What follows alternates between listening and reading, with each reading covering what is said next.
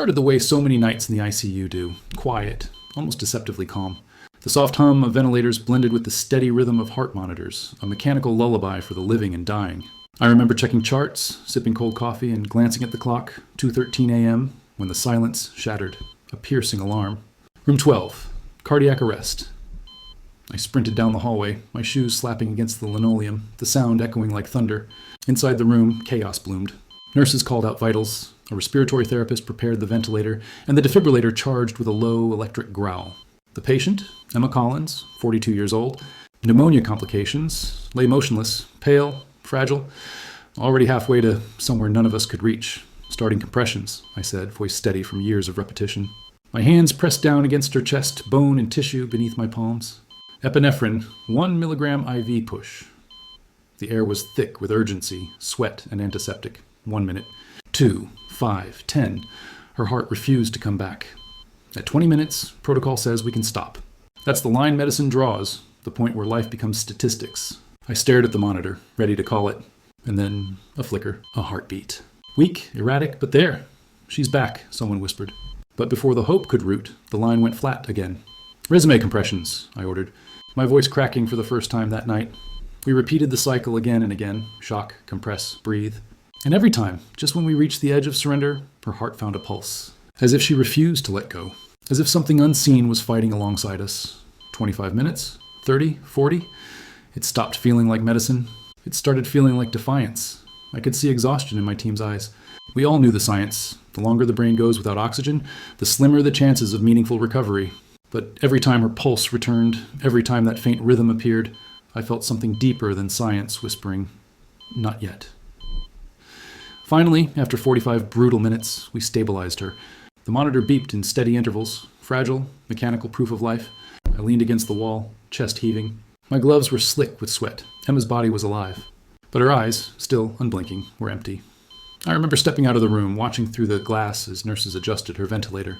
The hallway lights flickered overhead. The night outside was dark, rain streaking the windows. I couldn't shake the feeling that we had pulled something back that wasn't meant to return. In critical care, you learn to let go. You learn that sometimes mercy means stopping. But this one wouldn't let go of me. I've lost patients before. I've seen death up close, patient after patient, bed after bed. But that night, as I stood in that sterile hallway with my pulse still pounding, I realized something unsettling. We hadn't just revived a body. We had disrupted something, and deep down I wondered, had we brought her back? Or trapped her between two worlds? The monitor in room 12 beeped steadily behind the glass, but to me, it sounded less like victory and more like a heartbeat echoing from somewhere it didn't belong. By dawn, the ICU had settled into a strange quiet, the kind that doesn't feel like peace, but the space between storms. Emma's body lay still beneath the fluorescent lights, her chest rising and falling in rhythm with the ventilator. Machines surrounded her like silent guardians, their blinking lights casting faint reflections across the glass. I sat outside her room, the adrenaline fading, replaced by something heavier, doubt. We'd saved her heart, but what exactly had we brought back? She shouldn't have come back, one of the nurses murmured. It wasn't cruel, just honest.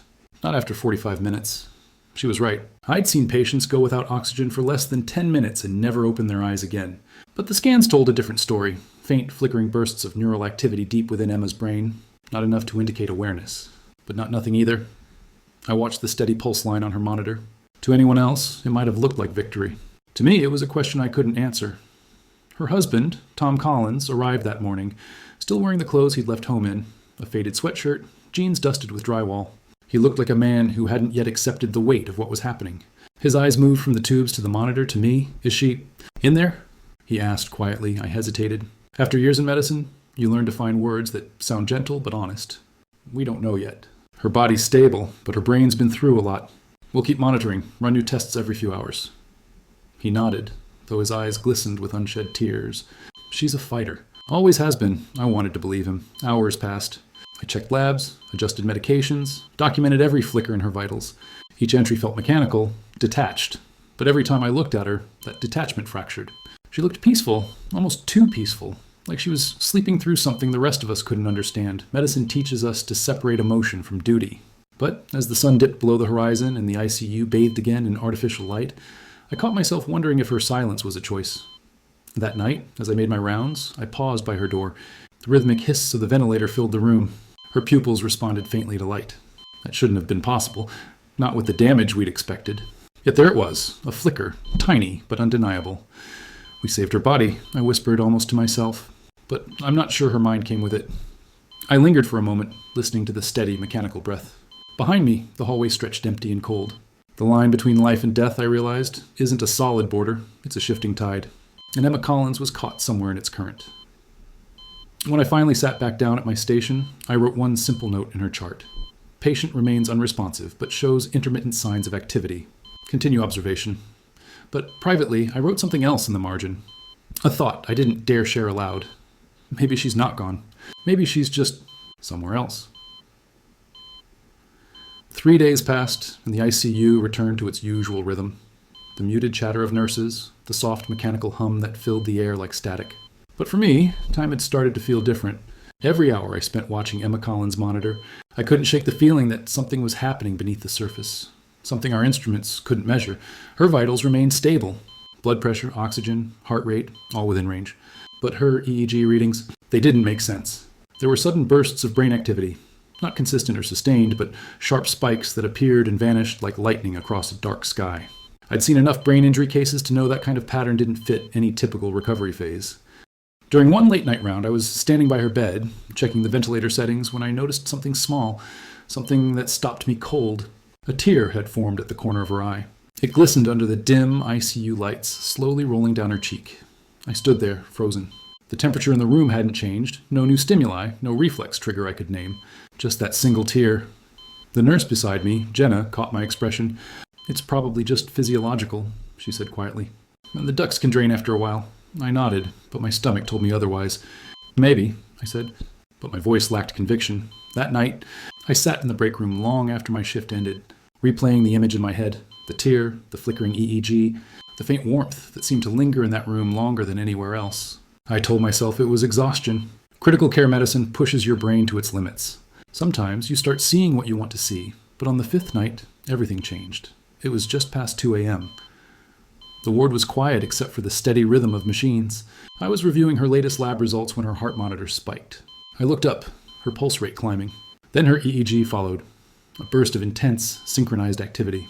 I sprinted to her room. Her body was still, but her eyelids fluttered. Once, twice, then opened. Just for a second. "Emma?" I whispered. Her pupils shifted slightly toward my voice. Then, just as suddenly, her vitals crashed. The heart rate dropped. The EEG flatlined.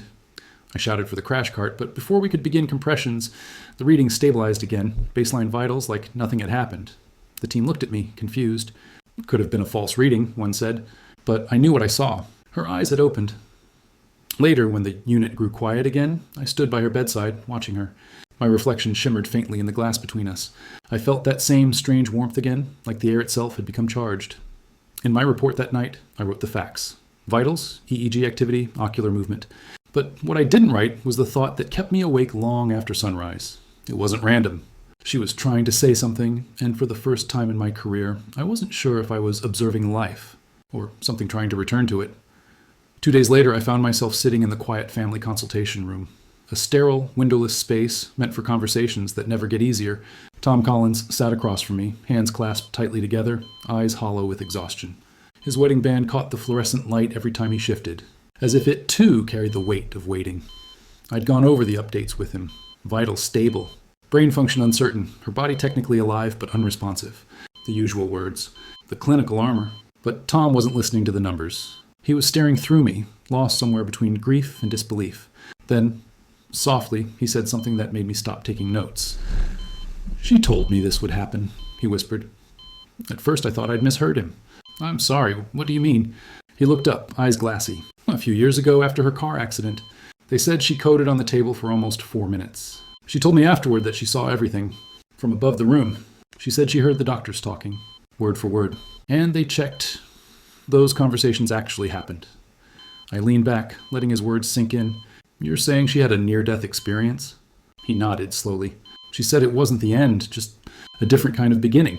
Said if it ever happened again, I shouldn't be afraid." His voice broke. "She said she'd find her way back." I didn't know what to say. I'd heard patients describe strange experiences before, tunnels of light, floating sensations. But most were distorted memories, the brain misfiring during trauma. Still, I couldn't shake the precision in his tone. That night, I went back to her medical file. Buried deep in the notes from her old hospital stay was a short entry from a neurologist I didn't recognize. Patient exhibits residual awareness during coma. Unclear etiology. Recommend observation if recurrence occurs. Residual awareness. It wasn't a term we used clinically.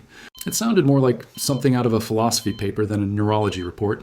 But the more I compared her old EEG data to the ones from our ICU, the stranger it became. The same rhythmic surges, sharp spikes, recurring at similar intervals. Coincidence? Pattern recognition? My mind tried to reason it out, but my instincts, honed through years of medicine, whispered a different truth. There was something intentional in those rhythms. That night, when I stood by her bed again, the machines hummed softly, steady and calm. Her face looked peaceful, almost deliberate. I found myself whispering, "Emma, if you can hear me, give me a sign." The EEG spiked. Once, then fell back to baseline. My pulse quickened. I looked around the room. Nothing else had changed. No electrical interference, no movement. Just silence. And in that silence, I began to wonder, was this awareness? Or was this her reaching out, one more time, from the edge of something none of us understood? The storm rolled in just after midnight, one of those summer tempests that seemed to swallow the city whole. From the ICU windows, I could see flashes of lightning dancing across the skyline, brief and violent, illuminating the hallway like camera flashes at a funeral. The power flickered once, twice, before the emergency generators took over, bathing the unit in dim, reddish light. It was the kind of night that felt wrong from the start. I stayed behind after most of the team left, charting notes in the low glow of the nurse's station. I told myself it was professionalism, but in truth I didn't want to leave her alone. Something about Emma's case had burrowed into me. Not curiosity, not duty, something else. Her room was silent except for the soft hiss of the ventilator and the rhythmic pulse of the heart monitor. I found myself drawn to her bedside, watching the faint rise and fall of her chest. Machines breathing for her. Machines keeping her here. Then a whisper, so faint I almost dismissed it. "Michael," I froze. My pen slipped from my hand, clattering onto the floor. The sound had come from her direction. Not the hallway, not the intercom. Her direction. "Who's there?" My voice came out quieter than I intended. I glanced at the door. Empty. Every monitor still steady. Every number unchanged. And then I saw it. The slightest tremor in her lips. No air moving through the ventilator tube. No muscular twitch I could explain. Just movement. Intentional.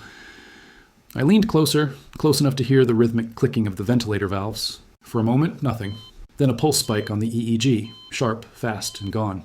I hit record on my phone, a reflex born from disbelief. "Emma, can you hear me?" The EEG spiked again, a wave pattern unlike anything I'd seen. It wasn't random noise. It was rhythmic, structured, like speech, translated into electric language. My chest tightened. This wasn't possible. Brain death patterns don't create rhythm. They decay into chaos. But here it was, order. "Say something," I whispered. Nothing. Just the hiss of the ventilator, the patter of rain against the glass. I took a step back, heart pounding. Every rational cell in my body screamed for a logical explanation. Power interference, machine malfunction, stress. But none of that explained what I felt in that room.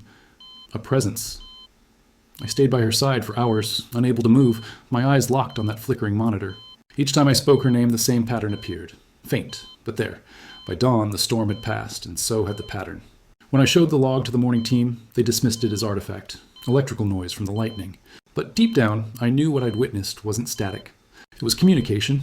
That day, I stopped trying to convince anyone else. Whatever was happening between Emma and me wasn't meant for anyone else to understand. That night, as I lay in bed, sleep refusing to come, I heard that same voice again, soft, calm, impossibly close. "Don't stop listening." It was a Thursday morning when everything fell apart again. The ICU had been quiet all week, too quiet. Emma's vitals had held steady, her body still fighting, her mind still a mystery. But medicine has a way of reminding you that stability is only borrowed time.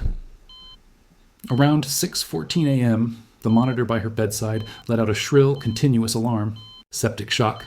Her blood pressure plummeted to numbers that shouldn't have been compatible with life. Within seconds, nurses flooded the room. Adrenaline, intubation adjustments. I was already pressing on her chest before I even realized it. Compressions automatic, mechanical, the rhythm ingrained into my muscles after years of code blues. "Push 1 of epi," I ordered. Heart rate's dropping. Again. Minutes blurred together. 10, 15, 20. We were losing her. I looked up at the clock and knew what came next. The hardest moment in medicine. The one that never gets easier. "All right," I said quietly. "We stop at 20. But then, that sound again. The faint mechanical blip that didn't belong. A flicker of green on the monitor. A heartbeat where there shouldn't have been one. The team froze. Everyone stared. "Check the leads," one nurse said. But I already had. They were fine, perfect. That blip was real, and then another. A single rhythmic pulse, steady for just a moment, then gone again. Her husband, Tom, who had been watching from the hallway, stumbled into the room, tears streaking his face. "Please," he whispered. "Please, don't stop." Every instinct told me to keep going. Every lesson in medical ethics told me we'd done enough. But this was different. I'd seen that rhythm before. I'd felt that presence before. I stepped closer to her bed. The chaos around me began to fade, voices muffled, monitors distant. All I could hear was the faint sound of the ventilator and the pounding of my own pulse. I leaned down, close to her ear, and whispered, "Emma, if you can hear me, it's okay. You can let go." For a moment, everything was still. Then the line on the heart monitor steadied, one last time. 3 full beats, slow and deliberate, as if answering me, and then silence. The room was frozen. No one moved. No one spoke. It was as if the air itself had stopped breathing. I checked her pulse. Nothing. But when I looked at her face, I swear I saw it. The faintest trace of a smile, soft and peaceful, like someone finally finding rest. I called the time of death. 6:47 a.m. My voice broke on the words.